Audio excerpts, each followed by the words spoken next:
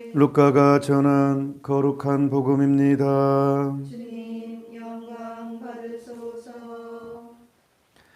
그때 하느님께서는 가브리엘 천사를 갈릴레아 지방 나자렛이라는 거울로 보내시어 다윗 집안의 요셉이라는 사람과 약혼한 처녀를 찾아가게 하셨다. 그 처녀의 이름은 마리아였다. 천사가 마리아의 집으로 들어가 말하였다. 은총이 가득하신 분 기뻐하십시오. 주님께서 당신과 함께 계십니다. 이 말에 마리아는 몹시 놀랐다. 그리고 이 인사말이 무슨 뜻인가 하고 곰곰이 생각하였다. 천사가 다시 마리아께 말하였다. 두려워하지 마십시오, 마리아. 당신은 하느님의 총애를 받았습니다. 보십시오. 이제 당신이 잉태하여 아들을 낳을 터이니 그 이름을 예수라 하십시오. 그분께서는 큰 인물이 되시고 지극히 높으신 분의 아드님이라 불리실 것입니다. 주 하느님께서 그분의 조상 다윗의 왕자를 그분께 주시어 그분께서 야곱 집안을 영원히 다스리시리니 그분의 나라는 끝이 없을 것입니다. 마리아께서 천사에게 저는 남자를 알지 못하는데 어떻게 그런 일이 있을 수 있겠습니까? 하고 말하자 천사가 마리아께 대답하였다. 성령께서 당신에게 내려오시고 지극히 높으신 분의 힘이 당신을 덮을 것입니다.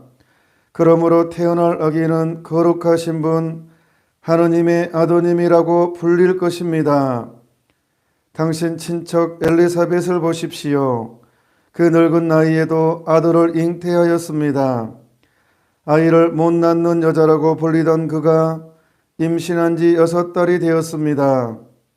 하느님께는 불가능한 일이 없습니다. 마리아께서 말하였다. 보십시오. 저는 주님의 종입니다. 말씀하신 대로 저에게 이루어지기를 바랍니다. 그러자 천사는 마리아에게서 떠나갔다. 주님의 말씀입니다. 그리스도님 찬미합니다.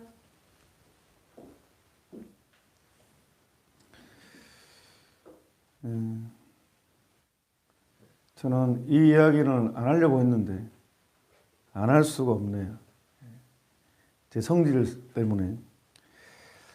공동 번역에는 이 루카복음 1장 26절에서 38절은 천사가 가브리엘 천사가 이제 하느님이요 그냥 천사 안 보냅니다. 이 얼마나 중요한 순간이 이 하느님이 인간이 되시겠다는 소식이잖아요. 그러니까 우리가 대림시기 때 대림초를 4개를 하잖아요. 왜 초가 4개가 있어요? 5개 될 수도 있고 6개 될 수도 있고. 사자가 좋아서 4개를 했을까? 아니에요. 이게 이 의미가 있어요. 한 개당 1000년씩이에요. 1000년씩. 4000년을 의미하거든요. 상징적인 것도 하지만 4000년을 의미해요. 왜 4000년이냐 하필이면 하느님께서 인간에게 메시아를 보내줄 것이다라는 어떤 구체적인 계시가 이루어졌어요. 그래서 그 기다린 횟수가 4000년일 때 메시아가 오셨어요.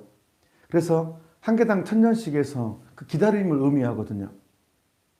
그러니까 태초에 하느님께서 창세기에 보면 아담과 하와가 죄를 지었어요. 쫓겨납니다. 빛은 어둠과 빛은 다른 것이기 때문에 쫓겨납니다. 오늘은 파리까지 미사에 참석해서 날아다니네요. 어쩔 수 없습니다. 대축일이라부터 피조물 전체가 옵니다. 예. 이제 에덴 동산에 쫓겨나요. 아담과 하와가 쫓겨납니다. 쫓겨나는데 문제는 쫓겨나는 것은 절망이잖아요. 끝. 너는 나랑 끝장이야. 그런데 희망을 주셔요. 이게 창세기 3장 15절인데 그냥 쫓아내지 않고 한 말씀 하셔요. 그게 이제 우리에게는 구원의 빛입니다. 뭐라고 한 말씀하시냐? 다시 복권해 주겠다. 언젠가는 다시 내가 불러줄게 말씀하십니다. 여기에 이제 히브리인들이 언젠가는 올 것이다. 이것을 목말라 기다립니다. 그 언젠가. 언젠가가 언제냐? 기다립니다. 그래서 메시아를 기다립니다. 유대인들은 아직도 기다립니다. 유대교는 아직 안 왔다고 믿고 있습니다. 언젠가는 올 것이다. 그 언젠가는 계속 기다리고 있고, 우리 천주교 신자들은, 가톨릭 신자들은, 그리스도교 신자들은 왔다 고백을 하는, 왔다. 그 언젠가가, 창세기에 선언했던 그 언젠가가 왔는데, 우리 역사적으로 2000년 전 예수 그리스도께서 바로 하느님께서 약속하셨던 그분이시다라고 믿는 게 그리스도교예요. 그리스도교. 그래서 우리가 오늘 이 순간이 얼마나 극적이에요. 그래서 하느님께서 계획했어요. 아, 내가 때가 돼서 이제 아담과 하와를 쫓아내는데 후손들을 다시 천국으로 불러줘야 되겠다 해가지고 이제 그 역사에 개입하셔요. 하느님이 구체적으로. 그분이 바로 예수 그리스도. 그래서 새로운 세기가 돼서 2020년이에요. 그래서 AD, 그 전에를 Before Christ, 예수님 이전을 BC라 그러죠. 예수님 태어난 순간을 이제 새로운 시작. 그래서 AD, 안노 도미니, 도미네, 주님의 해, 새로운 시작. 그래서 이제 그러니까 하느님 편에서도 얼마나 이게 중요한 순간이에요. 우리 편에서는 두말 나이도 없고, 그래서 대천사를 보냅니다. 그냥 천사 안 보냅니다. 가브리엘 대천사예요. 천사 중에 등급이 있다고 그랬어요. 그냥 천사, 대천사. 예. 얼마나 중요하면 그러겠어요. 하느님 편에서도, 성부 하느님께서도. 얼마나 중요하면 대천사를 보내겠습니까? 그러면 대천사가 반말로 축하한다 마리아야 그러겠습니까? 공동번역은 극진해요. 그냥 기뻐하십시오 하면서 이렇게 공손하게. 우리나라 말은 존칭어가 있고 반말이 있고 그게 있단 말이에요. 그걸 살려줘야 되는데 안타깝게도 공동번역에는 이 존대가 다 돼 있어요. 근데 아니 어떻게 된 건지 저는 그래서 읽을 때 절대로 반말로 안 읽거든요. 천사가 보태 그 음악도 그리고 그림도요. 천사가 아주 하느님을 잉태하실 거잖아요. 그러니까 극진한 존경과 그런 게에 대한 거룩함과 이거에 그 그림이 그거에 묻어 있어요. 근데 왜 우리 같은 문화에, 이 언어의 문화에 왜 두려워하지 마라 마리아야 이렇게 해놨을까요? 저는 좀 가슴이 아픕니다. 아니 이렇게 번역을 우리나라어를 왜 그렇게 공동 번역에는 이렇게 안 한다니까. 두려워하지 마십시오 마리아. 이렇게 극진한 게 있거든요. 그래서 저는 읽을 때 할 수 없이 공동 번역 하지 말고 세경경 쓰라고 하니까 공동 번역은 왜 공동 번역이라면요. 공동으로 번역했다는 뜻이에요. 그게 공동 번역이에요. 한국 천주교 초창기 때 목사님하고 신부님이 같이 모여서 우리 성서라도 같이 쓰자. 공동으로 번역하자 해가지고 정말 고생해서 같이 번역했어요. 그런데 문제는 우리 천주교가 장사속이 없어. 이 판권을 개신교한테 줘버려요. 대한성서공회. 그러니까 우리가 성서를 사도 그 판권이 돈이 다 수익이 가톨릭이 안 와. 다 그쪽으로 가요. 그러니까 가톨릭 신자 아무리 많아도 성서는 거기서 판권이 그쪽에 있고 또 개신교는 그거 안 써버려 또. 마음에 안 든다고 또 공동 번역이. 목사님하고 5대5 신부님 5명, 목사님 5명 해가지고 같이 번역했거든요. 이게 공동 번역이거든요. 그래서 이제 호칭에 이런 문제가 생겨요. 그러면 하느님을 할 것이냐, 하나님을 할 것이냐. 사실 국문법에는요, 인격의 이 숫자를 쓰지 않아요. 이게 이 접두 쪽에 인격에다가는 하나, 둘이라는 단어를 쓸 수 없어요. 안 써요. 인격에다가 어떻게 하나, 둘, 인간한테 하나, 둘, 셋, 넷 그러지 않거든요. 인격에다는 이렇게 하나, 둘이라는 쓰지 않어요. 그렇기 때문에 이게 문법적으로 안 맞아요. 맞죠? 문법적으로 안 맞아요. 이 하나님, 이게 안 맞는 말이에요. 문법적으로. 그래서 이제 가톨릭 쪽에서는 하늘님 해서 하나님을 하지 않게 이제 개신교는 굳이 한 분이시니까 하나님을 해가지고 충돌해서 그럼 제비를 뽑자. 보통 구약신대 보면은 제비를 뽑아서 많이 하거든. 하나님 뜻을 묻거든요. 그래서 그대로 제비를 뽑자 했는데 7대3으로 하느님이 나왔어요. 그래서 공동모임 우리도 그거 따라가려고 했거든요. 근데 하느님으로 하자 해가지고 합의를 했거든요. 그런데 이제 개신교는 파가 많잖아요. 자기끼리도 이렇게 안 맞으면 떨어가고 하기 때문에 안 써버려. 이게 안 썼어요. 가톨릭만 이제 공동번역을 했고 판권은 개신교 가지고 있고. 그래서 다시 번역하자 우리 해가지고 나온 게 성경이거든요. 근데 그것까지는 좋아. 오케이. 근데 왜 번역을 이런 식으로 반말을 개신교 신자들이 엄청 좋아합니다. 이 내용을 천사가 반말로 마리아야 하면서 이렇게 하는 거 저는 안 맞다고 생각을 합니다. 개인적으로. 그래서 좀 이 부분 읽으면 난 왜 이렇게 아니 왜 이왕이면 상식적으로 우리 일반 상식적으로 이게 맞지 않아요. 아니 천사가 반말로 하느님을 잉태하고 하느님이 엄마가 될 뿐인데 하느님이 세상에 인간 여인의 한 피로 자신의 피를 취했고 하느님이 세상에 한 여인의 태안에 들어와서 인간의 피를 자신의 피를 취했고 인간의 살을 성모님의 피로 성모님의 살이 예수님의 살이잖아요. 성모님의 피가 예수님의 피가 되는 거잖아요. 성모님의 살이 예수님의 살이 되는 거라니까요. 성모님의 뼈가 예수님의 뼈가 되는 거잖아요. 그러면 천사가 얼마나 하느님을 잉태했고 하느님을 낳잖아요. 그러면 하느님께도 인간을 존중하는데 이 종교의 위대함이 하느님이 인간을 친구처럼 대하거든요. 인격적으로 대하거든요. 이게 어마어마한 거잖아요. 동양 문화는 위와 아래, 유교 문화는 이 어른과 아이의 그 딱 서열이 확실합니다. 깍듯해야 됩니다. 장유유수라 그런 거예요. 한자가 말 나오면 두렵습니다. 옛날에 제가 실수가 있었어. 근데 그리스도교 문화는 동등해요. 인격, 굉장히 인격적. 하느님이 우리한테 친구처럼 대하시고, 우리한테 매달리고, 우리한테 기대입니다. 하느님이 인간한테 기대입니다. 어마어마한 종교예요. 그렇다면 이 가브리엘 천사가 얼마나 극진하게 예의를 갖춰서 성모님께 대했겠습니까? 보라 이제 내가 잉태의 아들을 낳을 터니 그 이름을 예수라 하여라 이렇게 했겠습니까? 예수라 하십시오. 이게 얼마나 이게 정서적으로 맞고 진짜 근데 왜 이렇게 했는지 저는 좀 가슴이 아픕니다. 근데 개신교 신자들은 열광을 했습니다. 사실 이것 때문에 드디어 천주교가 정신을 차렸다.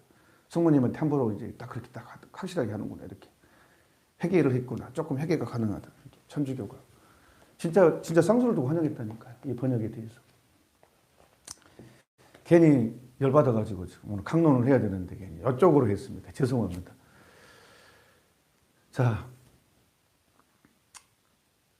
그래서 제가 방송을 하는 겁니다. 이게 진짜 좀 아마 성모님을 사랑했던 분들은 제 강의가 속시원했을 것입니다. 왜 그럴까? 저쪽 위에 있는 좀 머리 좋은 사람들은 왜 우리하고 다를까? 아마 머리가 좋아서 내가 뭐 몰라서 그런지 모르겠습니다. 하지만 저는 싫습니다. 죽어도 싫습니다. 그런 식으로 대하는 것은. 인간이 하느님한테 받은 선물 중에서 가장 큰 것이 뭔지 아십니까? 인간이 하느님한테 받은 선물 중에서 가장 큰 것. 자유의지입니다. 자유의지. 자유. 인간이 자유가 없다면 어떻게 사랑할 수 있겠습니까? 인간이 자유가 없다면 어떻게 좋아할 수 있고 감사할 수 있겠습니까? 자유가 없는데. 인간이 프로그래머된 존재, 자유가 없이 그냥 프로그래머된 존재라면 컴퓨터 같은 존재라면 어떻게 감사할 수 있고 행복할 수 있겠어요? 인간을 인간답게 하는 게 자유의지입니다. 자유의지. 하느님은 거절할 수 있어요. 이게 진정한 자유죠. 그래서 제가 신학교 들어갔을 때 교수 신부님이 좀 돌아가셨는데 아주 정말 좋으신 분이었어요. 항상 저희한테 한 말이 있습니다. 너 없이 너를 창조하신 하느님, 너이시 너를 구원하신다. 무에서 창조된 너를 창조했다. 하지만 너이시 너를 구원하신다. 너의 동의와 인격과 너의 동의를 통해서 너의 의지를 통해서 하느님은 함께 하신다. 인간한테 의지가 얼마나 중요한지 모릅니다. 자유의지가 내 동의가 기꺼이 동의하는 것. 그렇기 때문에 성모님이 거절하면 하느님도 오지 않아요. 너 없이 너를 창조하신 하느님, 너이시 너를 구원하신다. 인간의 동의를 구하십니다. 하느님이 인간의 동의를 구하십니다. 대천사를 보내서 인간의 동의를 구하십니다. 이게 하느님이 일하는 방식입니다. 인격적이십니다. 절대로 굴종적이지 않습니다. 하느님과 인간의 관계가.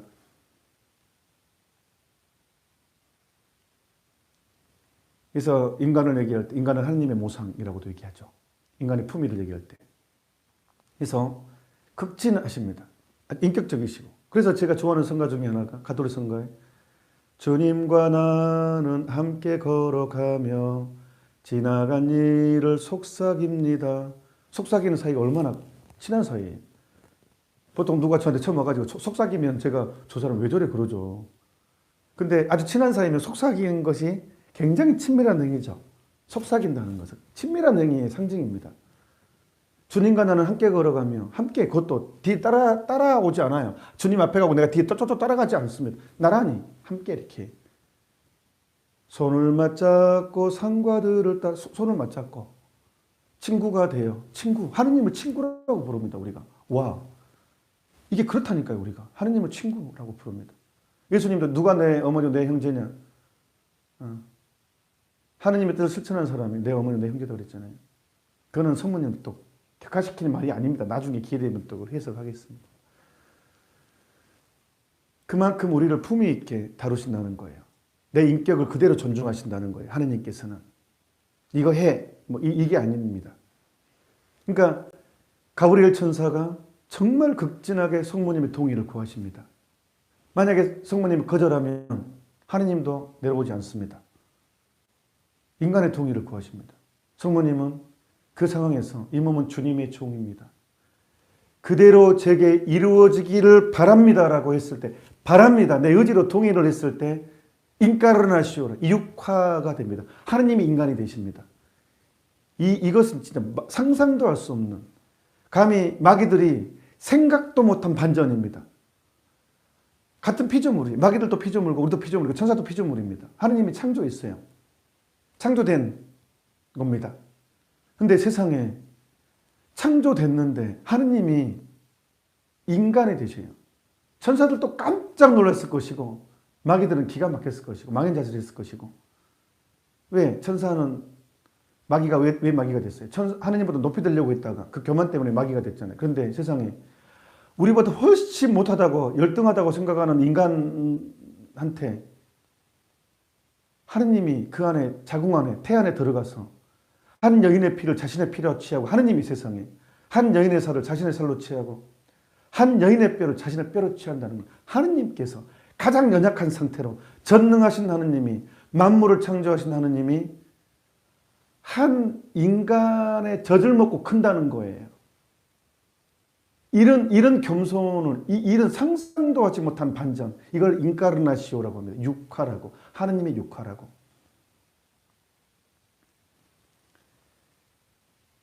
얼마만큼 우리를 생각해 주시는가. 하느님의 방식은 우리를 구하는 방식은 그 누구도 상상도 하지 못한 방식으로 이루어진 것입니다. 그래서 우리가 하는 성모송이 그겁니다. 아베 마리아 그라치아 플레나 도미누스 테쿰 베네딕타 투인 물리에리부스. 그러니까 이것은 인간이 만든 언어가 아니에요. 가브리엘 천사가 오늘 봉독했잖아요. 은총이 가득하신 마리아님 기뻐하소서. 주님께서 함께 계시니 여인 중에 복되십니다. 이것은 엘리사벳이 고백한 것이고. 자, 천사가 은총이 가득하신 분 기뻐하십시오. 주님께서 당신과 함께 계십니다. 가브리엘 천사 고백이잖아요. 이게 성모성의 첫 부분이라니까요.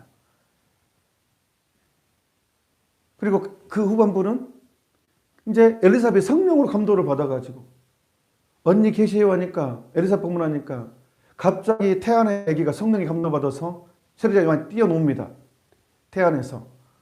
그리고 이제 주님의 어머니로 고백을 해버립니다. 어떻게 주님의 어머니란 말이 나오겠습니까? 그 문화에서.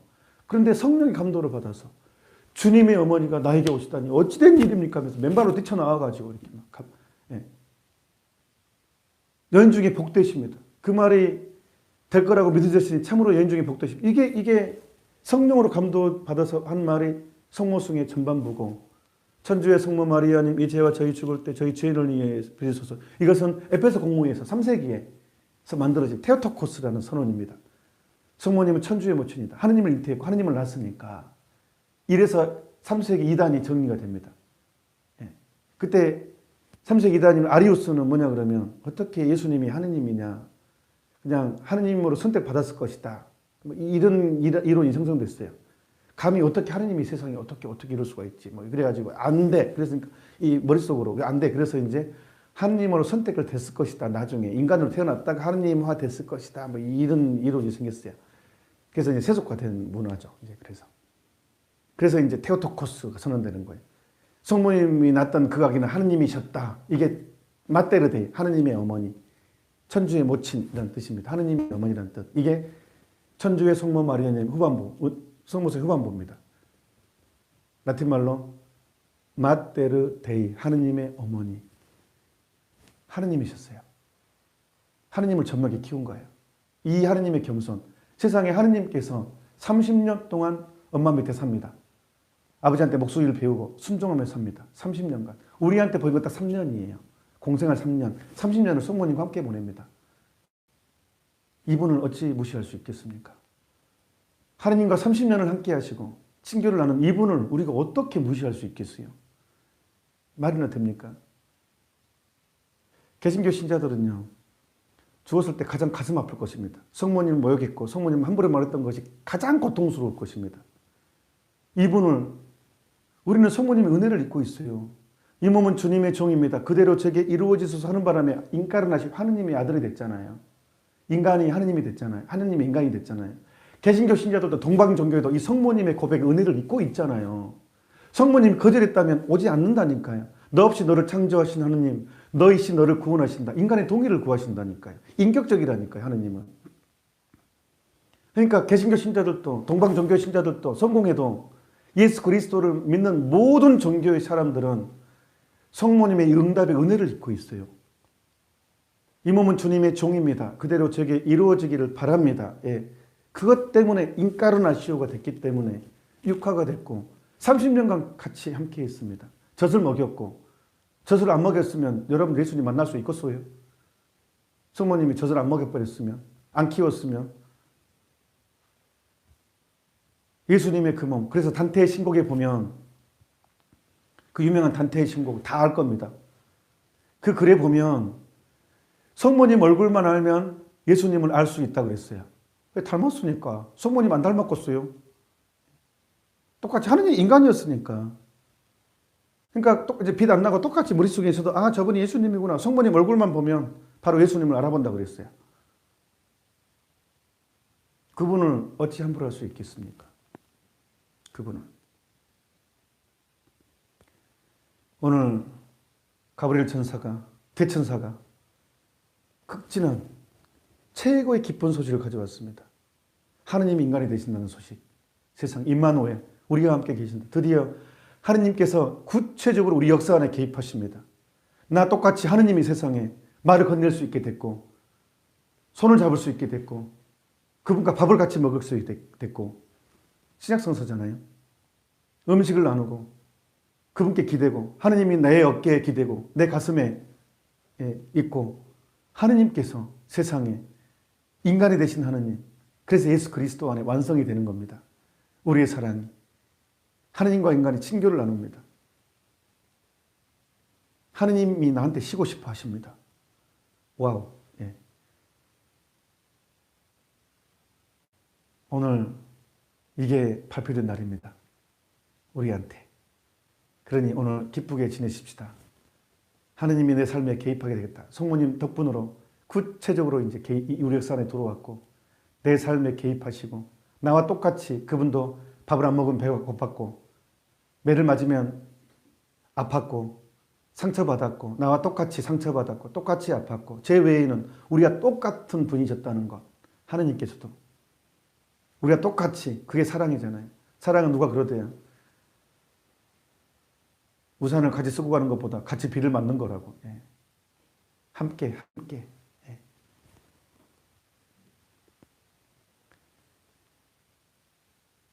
그래서 우리가 성모님을 사랑하지 않을 수가 없고 존경하지 않을 수가 없고 그분 안에서 예수 그리스도가 더욱 확실하게 우리에게 다가옵니다.